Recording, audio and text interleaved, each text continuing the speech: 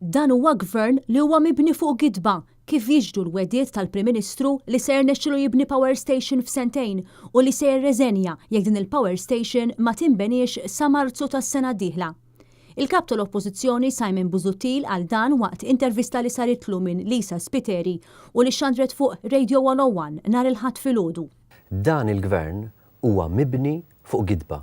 Mibni fuq il-gidba illi tista' tibni power station f'sentejn sa Marzu tas-sena d-dieħla. Mibni fuq il-gidba illi jekk ma tinbenix il-power station sa Marzu s-sena d-dieħla, il-Prim Ministru jirriżenja.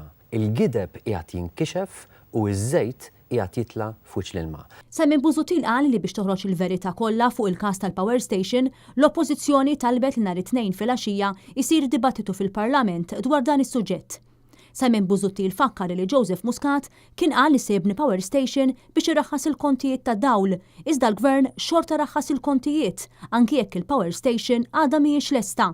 Dan jindika li l-gvern ma kellux għalfejn jibni proġett bħal dan biex iraħħas il-kontijiet. Simon Busuttil kompla l-istrateġija tal-gvern qed titkisser għax mibnija fuq il-gideb, kontrarju għall-alternattiva tal-gvern nazzjonalista li kienet mibnija fuq il-verità u li hija msejsa fuq il-power station tal-BWSC fuq l-investiment fl-enerġija ġejja mix-xemx u fuq l-interconnector. Simon Busuttil fakkar li l-Gvern Malti se jidħol fi ftehim mal-Gvern Ċiniż li ser jixtri l-impjant tal-BWSC biex jixtri elettriku kollu tagħha, anki jekk diġà ntrabat li jagħmel l-istess mal-konsorzju privat li se jibni l-power station. Dan se jwassal biex il-Gvern jixtri aktar elettriku milli għandu bżonn il-pajjiż.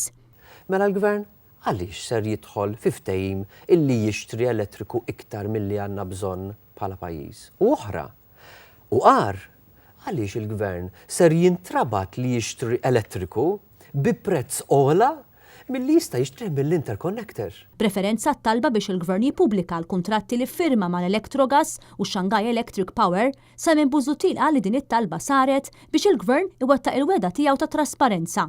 Il-gvern mar kontra din il-weda wkoll meta nefaq 83 miljun euro mit-taxxi tal-poplu Malti biex tara bil-moħbi il-Petroleum Division tal-Ene Malta.